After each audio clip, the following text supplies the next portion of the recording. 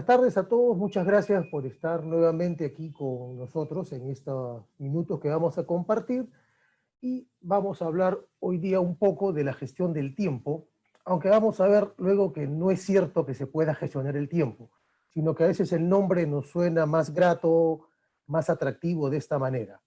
¿Ok? Entonces, bienvenidos a la reunión y vamos a hablar de esto que es cómo gestionar el tiempo. ¿Ok? Les quiero recordar a quienes no estuvieron en la reunión anterior conmigo, les hablé de este texto del señor Stephen Covey, Los 7 hábitos de la gente altamente efectiva, y lo vuelvo a citar acá, si son nuevos, para que lo conozcan, pero lo importante aquí en este momento es precisar que Covey en su libro habla de dos partes bien marcadas. Y como lo ven ahí, la victoria privada y la victoria pública. Y en esto él se refiere a que primero viene trabajar sobre nosotros, para luego trabajar con los demás, ¿no? Y son los 3 primeros hábitos, son parte de la victoria privada, y los otros 3 hábitos son los de la victoria pública. ¿Ok? Entonces, la charla también va a estar enfocada de esa manera. Primero, ¿qué podemos hacer nosotros de manera personal, individual, para gestionar el tiempo y nuestras actividades?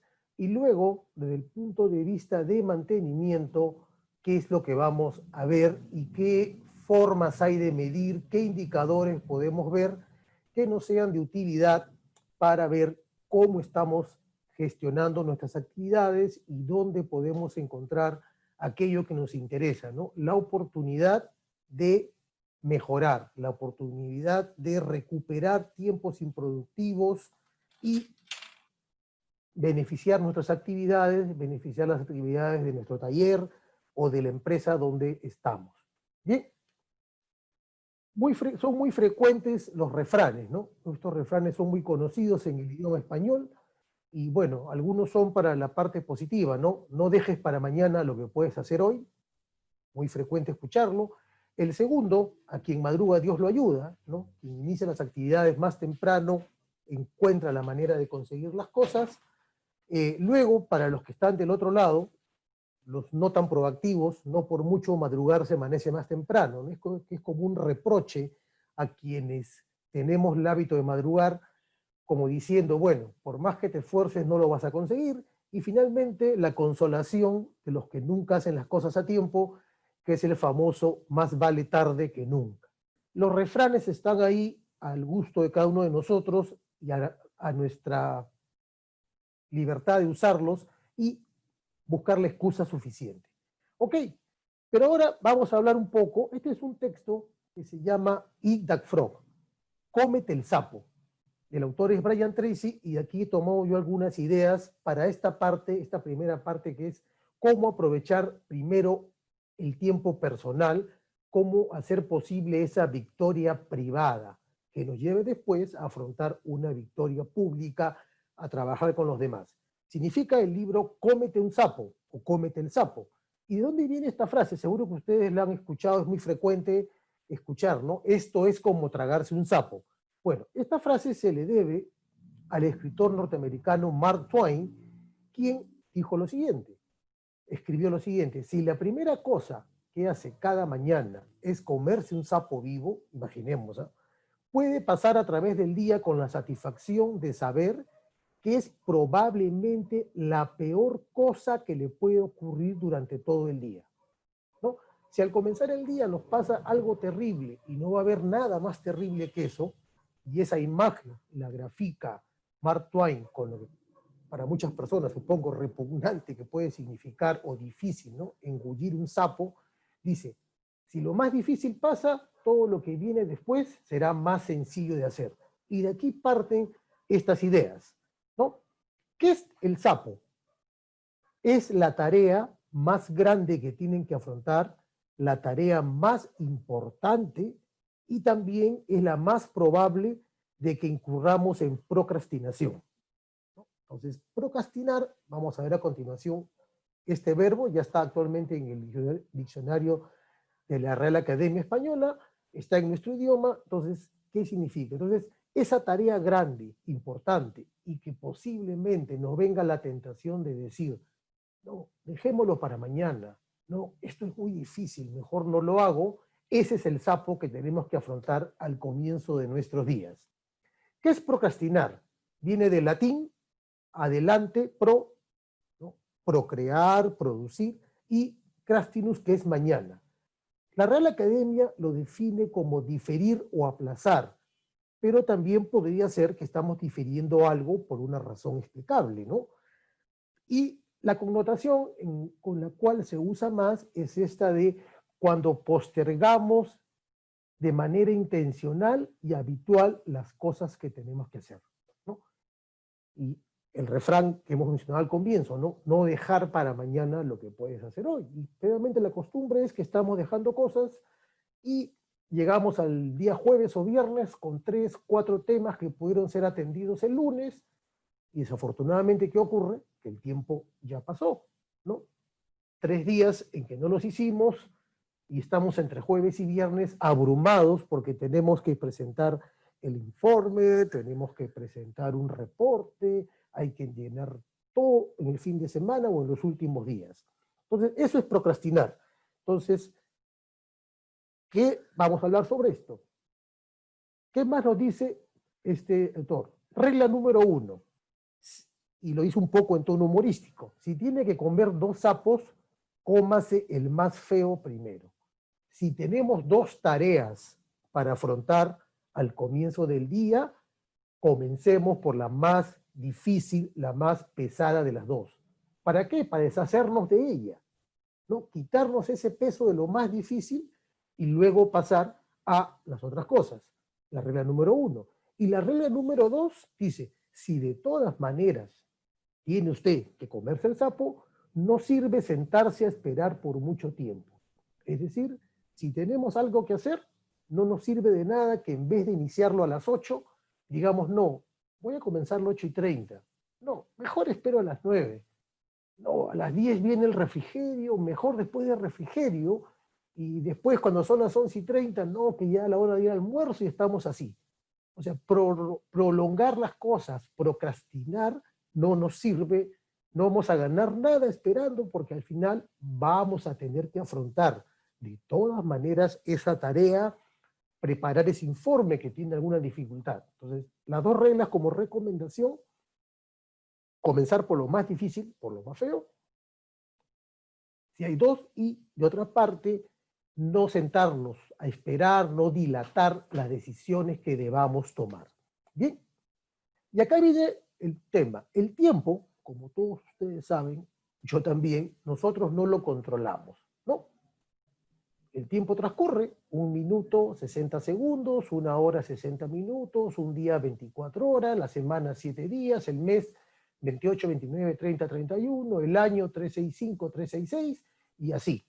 O sea, el tiempo está ahí, ¿no? Entonces, ¿podemos hacer algo con el tiempo? No, definitivamente no. Entonces, ¿qué es lo que tenemos que afrontar? Es gestionar nuestras actividades en ese rango, en ese intervalo de tiempo, ¿no? De un día de trabajo, 8 horas, 10 horas, 12 horas, según sea su jornada. ¿Cómo distribuyo mis actividades dentro de eso? Porque son 8 horas, o son 10, o son 12. Por ningún efecto físico, salvo los que ya conocemos de la relatividad, esas 8 horas se van a convertir en 9, en 10 o en 11, ¿no? Y tampoco pensemos que estamos como en el fútbol, ¿no? Que justo ahora acaba de perder mi equipo, el Atlético de Madrid, en que al final del partido viene el tiempo agregado, y en ese tiempo agregado vamos a poder cambiar el resultado. Bueno, le sucedió ayer al PSG, ¿no? Que en los descuentos logró cambiar el resultado, pero generalmente es un tiempo extra, ¿no? Y son pocos minutos.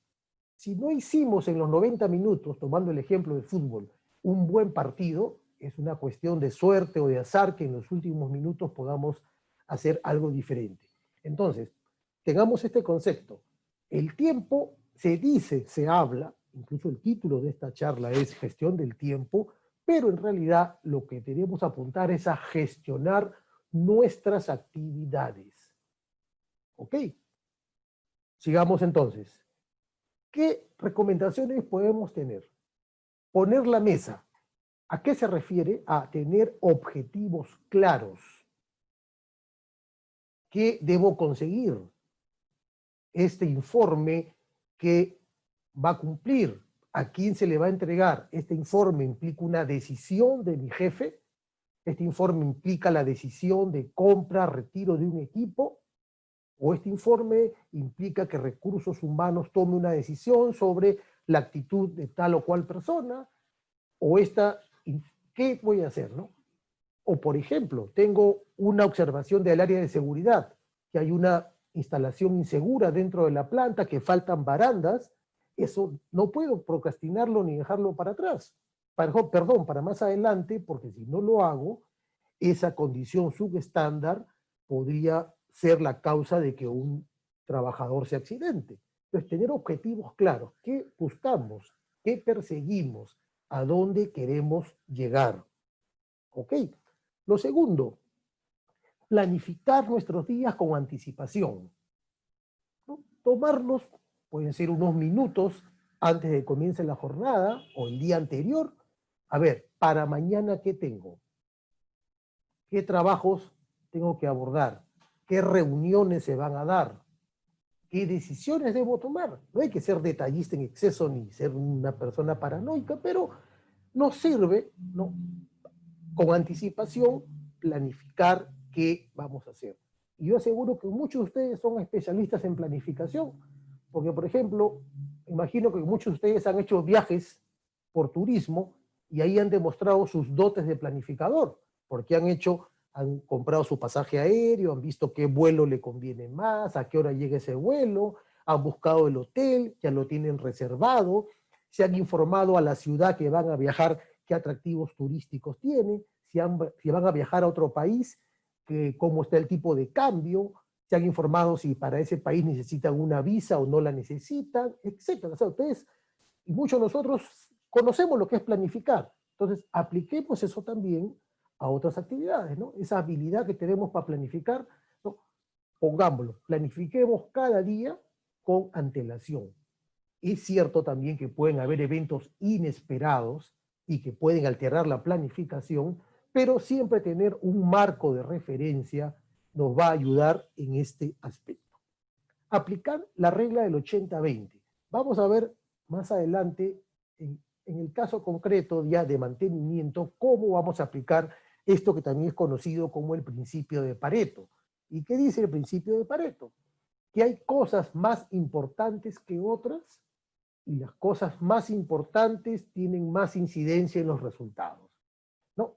¿Qué significa? Que una pequeña parte de los problemas tienen incidencia en el 80%, que son los pocos importantes, y hay muchos otros que son triviales y que se pueden dejar para después. O sea, concentrémonos en lo importante. Y para eso vamos a ver un ejemplo, como les digo más adelante, nos ayuda mucho la regla del 80-20, el principio de Pareto. Estudiar las consecuencias. Para tomar decisiones, para planificar nuestros días con antelación, hay que estudiar las consecuencias de dejar de hacer algo, de procrastinar, de no hacer hoy lo que teníamos que hacer. Como el ejemplo que les pongo, piensen ustedes si, ¿no?, estas necesidades, estos trabajos que tienen que hacerse para eliminar condiciones inseguras, lo vamos dejando y ocurre un incidente con una persona, ¿no? Decíamos que no sea lo más crítico, pero ¿por qué pasó? Porque no estudiamos las consecuencias. Entonces también, para priorizar, para ver cuál sapo va primero, estudiemos. Si yo dejo de hacer esta actividad, ¿qué consecuencias puede haber? Puede haber un accidente personal, puede ser que una máquina falle, ¿no? Si me ha llegado, por ejemplo, un reporte de el área de predictivo, donde me dice que el motor número 20 tiene ruido y exceso de vibraciones en los rodamientos, ¿cuál es la consecuencia si no intervengo ese motor? Que el motor falle, salga de servicio y se pierda producción. Entonces, ¿podría yo estar procrastinando, dejando eso para después? Hay una consecuencia. Entonces, también las consecuencias de las cosas son importantes al momento de hacer este ordenamiento, esta priorización, esta regla del 80-20. ¿Qué más nos interesa? Prepararse concienzudamente antes de empezar, ¿no? Por ejemplo, ahora que ya comenzamos la charla, yo me he preparado para esto, por ejemplo, para evitar interrupciones, y como es mejor estar conectado por cable, ya tenía conectada mi laptop con un cable Ethernet en vez de usar la Wi-Fi. Acá a la mano izquierda tengo mi botella de agua. Acá al otro lado tengo un ayuda a memoria para parte de la charla, ¿no? Entonces hay que prepararse, ¿no? Hacer una evaluación de qué necesitamos. E igual ustedes también cuando van de viaje lo hacen. ¿Cómo está el clima donde van? ¿Qué ropa debo llevar? ¿Cuántos días voy a estar? ¿Cuántas prendas interior? ¿Cuántas prendas gruesas, prendas delgadas? ¿No? ¿Qué maleta voy a preparar? Todos nos preparamos, ¿no? Entonces, igual, preparémonos concienzudamente antes de empezar. Tengamos a la mano los recursos. Si no, ¿en qué va a resultar esto? En que nos estemos parando por algo que nos falta, llamando a un colega para que nos alcance una información, o tenemos que salir un momento porque tenemos otro material que buscar. Entonces, preparémonos con conciencia. Identificar sus obstáculos claves. Obstáculos hay que tomarlos en cuenta. ¿Para qué? Para poder trabajar sobre ellos y reducir su influencia en nuestras decisiones, en nuestros actos. Por ejemplo, si yo conozco o sé que en la empresa que laboro el almacén normalmente tiene poco personal y la entrega, el despacho de repuestos o materiales cuando voy es excesivo, ese es un obstáculo para mis trabajos de mantenimiento. Es a identificarlo, saber que ese es un cuello de botella, yo puedo tomar acción sobre eso, de repente reunirme con el personal de logística de almacén, explicarle mi problema, cómo afecta esa demora en entregar los materiales y repuestos a mis actividades de mantenimiento.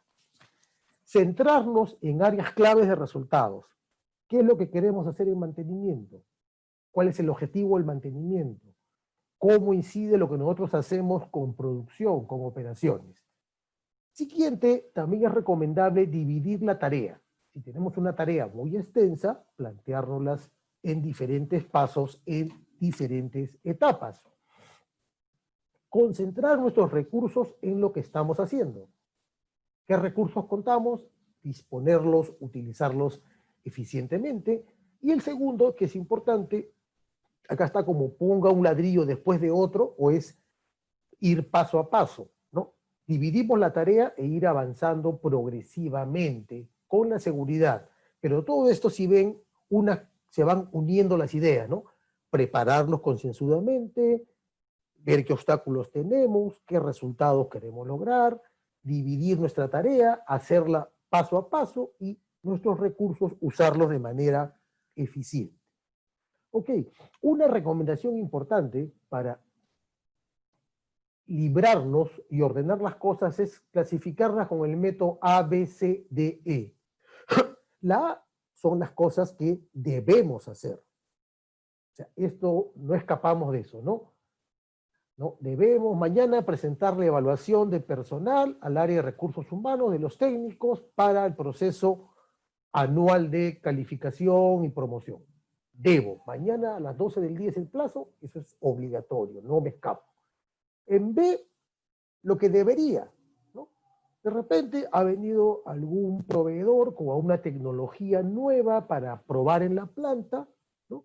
Y tengo que hacer un pequeño estudio, entonces debería, es bueno, es positivo, pero no tiene el mismo carácter de urgencia que lo primero, que si no lo entrego voy a dificultar los procesos administrativos del área y, por ejemplo, si yo no hago a tiempo esto de las evaluaciones, podría ser que estas no lleguen y que algún trabajador de mi área se vea perjudicado por una decisión sobre su salario, su promoción o su capacitación. ¿Ok? Y en la categoría C, otras cosas que puedan ser menos importantes. Y la D y la E, la D es de delegar.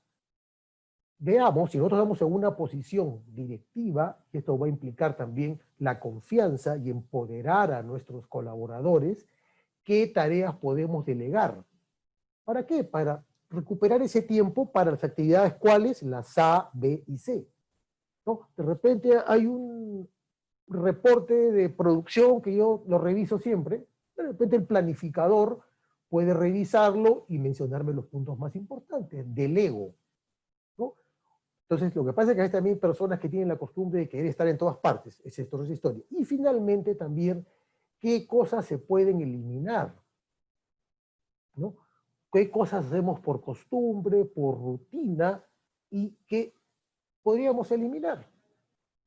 ¿No? Por ejemplo, en un lugar que yo laboré hace muchos años, se generó la costumbre de que a los pedidos de material, cuando queríamos comprar repuestos, materiales para mantenimiento, se les debía juntar un memorándum que explicara para qué se pedían los materiales. Pero ¿qué resulta? Que en el mismo formato del pedido de materiales había un casillero donde decía indicar el uso que se le da a los materiales.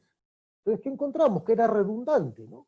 Que era redundante estar haciendo un memorándum para poner encima del pedido de material cuando este ya tenía un casillero. ¿Y qué hicimos? Eliminamos ese memorándum y esa actividad. Entonces, recuerden esto, A, B, C, D, I. A, lo obligatorio, aquello que no pueden dejar de hacer. B, lo que deberían, podrían hacer. C, lo menos importante, y revisen qué actividades pueden ustedes delegar a otras personas en su área o eliminar de su diario de venir. Y ahora voy a hablar de otras cosas. Estos símbolos me imagino que a todos ustedes les son conocidos, ¿no? El primero, WhatsApp; el segundo, Telegram; el tercero, el Messenger; el cuarto, el Twitter; el de abajo, el Facebook; el Instagram; el famoso ahora por la pelea entre China y Estados Unidos, TikTok; y el Snapchat. Esto tiene un nombre y a veces no nos damos cuenta de cuánto tiempo se nos va en ellos, y se le llama las pérdidas de tiempo tecnológicas. Entonces también es recomendable echar una mirada a cuál es nuestro comportamiento respecto a estas aplicaciones, ¿no? Yo, en mi caso particular, lo que tengo desactivadas todas las notificaciones de todo. Y cuando deseo, necesito, miro. Pero hay quienes tienen que activar la notificación y sale el mensajito que fulano te dio me gusta, o que X persona publicó una foto, y ese tiempo es tiempo que nos interrumpe actividades, nos quita concentración. Tampoco se trata de vivir pues apartado de todo, pero creo que cada uno de nosotros puede evaluar cuánto tiempo se nos está yendo, diluyendo en estas actividades, ¿no? En este tiempo, esta pérdida de tiempo tecnológica, ¿no? En el caso, por ejemplo, del WhatsApp, un problema que hay son los grupos, ¿no? En los grupos se escribe medio mundo. Yo, por ejemplo, que hago en WhatsApp, tengo silenciado la mayoría y tengo activas las notificaciones de las personas de mi casa que pueden tener algún problema, sí. Digo, cada quien deberá evaluar y aplicar, pero tomen en cuenta, revisen, miren un poco su día a día, cuánto se nos va en estas aplicaciones tan conocidas, tan bonitas, tan entretenidas, pero que podrían estarse llevando una buena porción de nuestro tiempo. Bien, también el tema del correo, ¿no? En esta caricatura que les muestro ahí, esta señora se acerca a su correo y dice, genial, solo tengo 1.692.358 emails, ¿no? Si tienen Outlook, y a la derecha está el símbolo del responder a todos, que es una costumbre, ¿no? Nos escriben a nosotros y copian a 20 más. Yo para responder les respondo que me escribió, pero como ya los otros 20 se enteraron, copio a estos 20. Pero digo, no, hay 10 más que también se deben enterar, ya son 30, y estamos así. Yo he tenido la oportunidad de ver a veces con compañeros de trabajo sus bandejas de entrada, no tienen 1.000.000, pero 860 correos sin leer, 400 correos sin leer, ¿serán importantes? No lo sé. Están ahí sin leer, probablemente no lo sea, porque si no ya habría habido algún problema imperativo. También como sugerencia, como recomendación, revisemos, ¿no? El correo. ¿Qué correo es importante para nosotros? Para los que tienen Outlook hay forma de clasificar los correos para que según el remitente, no sé, de algún remitente que es muy importante, ¿no? Nuestro jefe, el gerente, nos dé los avisos necesarios, pero otros correos del partido de fulbito del fin de semana, de la REU, no nos estén distrayendo, ¿no? Consejos, ideas que están ahí.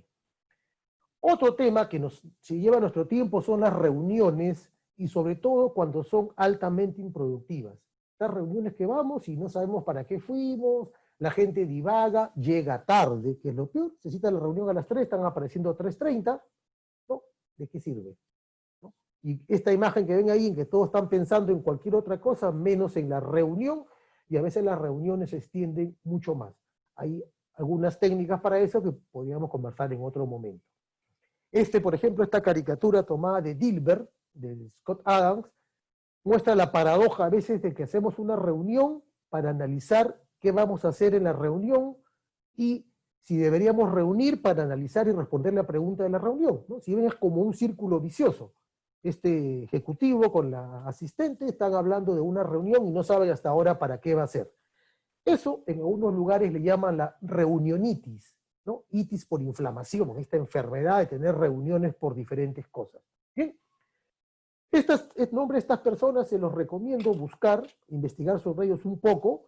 James Watt, George Stephenson, John Mason Wood, Charles Burney y Henry François Daguesseau son personajes de la historia que encontraron la manera de aprovechar el tiempo, ¿no? Y sobre todo el señor François Daguesseau encontró una manera interesante, ¿no? En la llegaba a la hora del almuerzo y el almuerzo nunca estaba a la hora y decidió tener papel y tinta junto a la mesa. Entonces, en el tiempo que él esperaba que le trajeran la comida, se ponía a escribir y escribió una obra sobre leyes en Francia muy importante. ¿Qué cosa? Aprovechando el tiempo que él esperaba que le trajeran la comida en su residencia. Bien, lean un poco, están los nombres y lo pueden ahí ver cómo estas personas pudieron gestionar sus actividades para optimizar el uso del tiempo. Ahora vamos a mantenimiento. Este es un ejemplo, una plantilla tomada, ahí está la referencia del señor Eric Houget, donde es una empresa en que se ha registrado los tiempos que no se utilizan en hacer mantenimiento. Vean ahí, por ejemplo, desde interrupciones autorizadas, 60 minutos, ir al lugar de trabajo, 45, almacén, obtener repuestos y materiales, 35 minutos, obtener herramientas, 20 minutos, hacer el lockout, tagout o aislar el equipo, 20, limpieza, 15, documentar el trabajo, después de hacerlo, llenar la orden de trabajo, 10, demoras de coordinación, ¿no? De repente llegamos al sitio y el supervisor de producción todavía no ha entregado el equipo, hay que ir a buscarlo, 10 minutos. Recibir instrucciones son necesarias, 10 minutos, tiempo de espera, 5 minutos, comenzar tarde o acabar temprano, 5, y tiempo personal, 5 minutos. Fíjense que estos tiempos, que a veces están presentes, suman ¿cuánto? 240 minutos. ¿Y eso qué significa? Si estamos en una empresa con jornadas de 8 horas, quiere decir que de 8 por 6, 48 horas, la productividad solo ha alcanzado el 50% del tiempo. Es decir, 4 horas se han ido ¿en qué? En todas estas cosas que ven ustedes ahí. Y hay empresas que se demoran más todavía en esto de acá. Entonces, ¿cuál es el indicador que se usa en mantenimiento para esto? Formalmente se llama el tiempo activo de mantenimiento y para la SMRP, de la cual les hablé, es el indicador 561.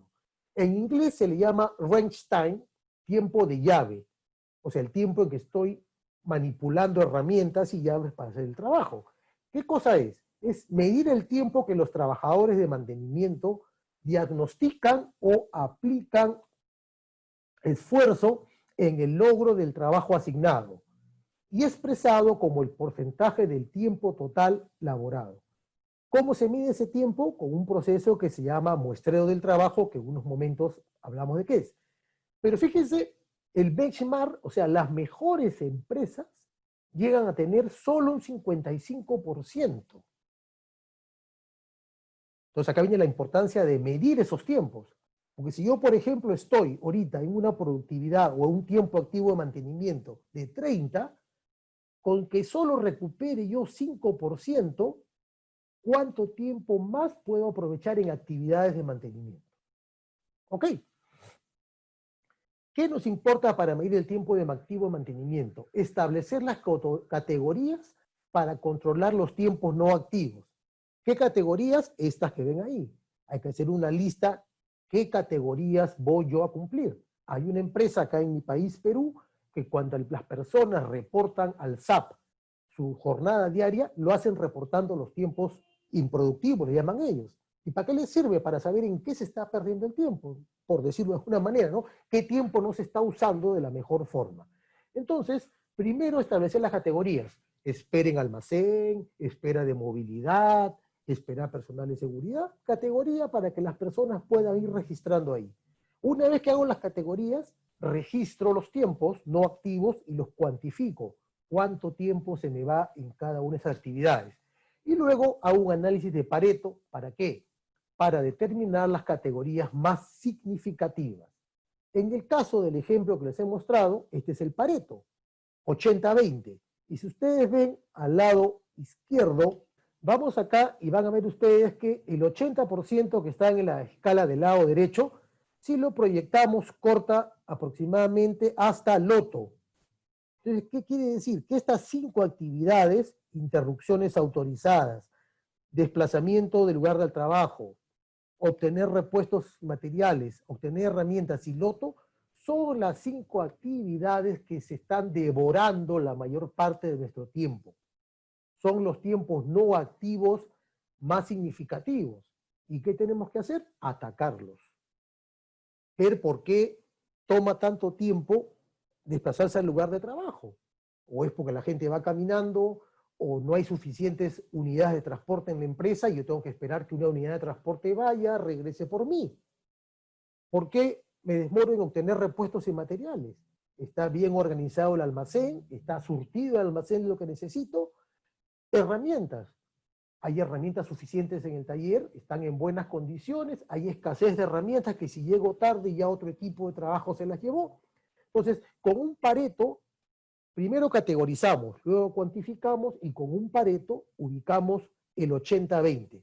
Del 80 que ven ustedes al lado derecho, trazan una horizontal, bajan, y lo que esté de ahí hacia la izquierda son lo que también se llaman los malos actores, ¿no? Los que hay que atacar porque ahí se está yendo principalmente el tiempo. Las otras que están a la derecha son 5, 10 minutos, bueno, manejable. ¿Ok?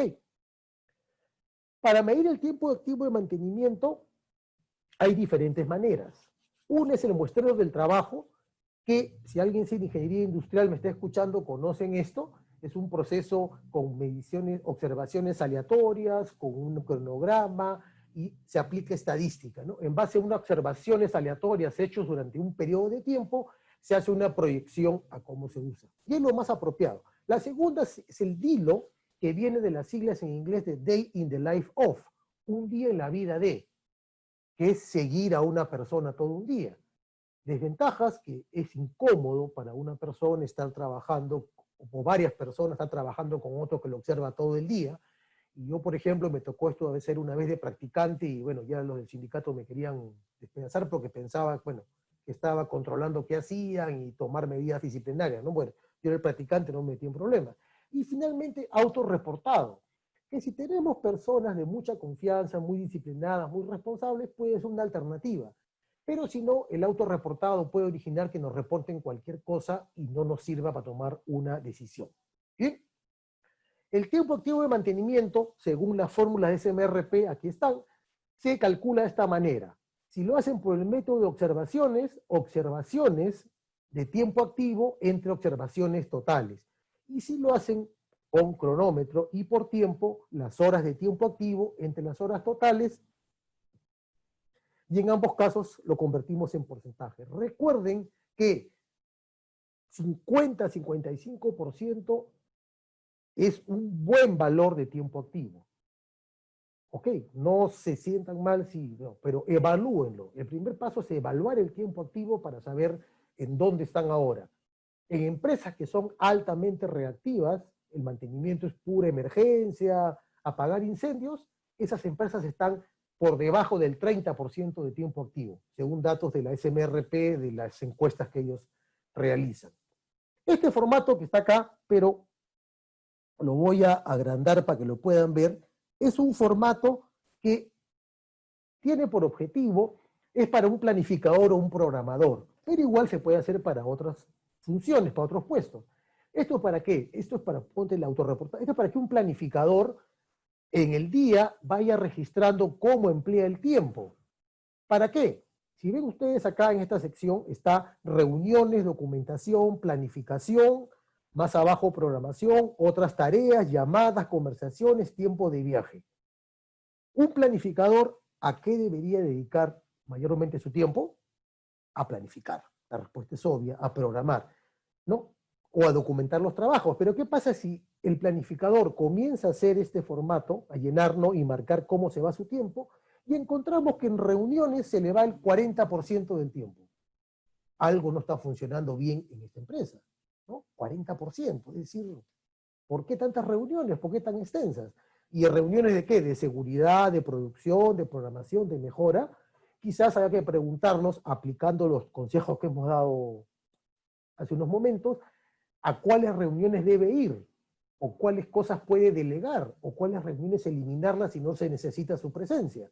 ¿Para qué? Para que el planificador se concentre en qué?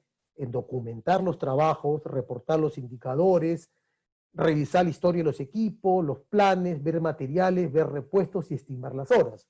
El programador igual. Llamadas y conversaciones, ¿no? ¿Cuánto tiempo emplea el planificador en este tipo de cosas? No porque pensemos más de él, sino de repente hay llamadas que le cortan el tiempo, ¿no? Lo llaman a él por cosas que no son sus funciones.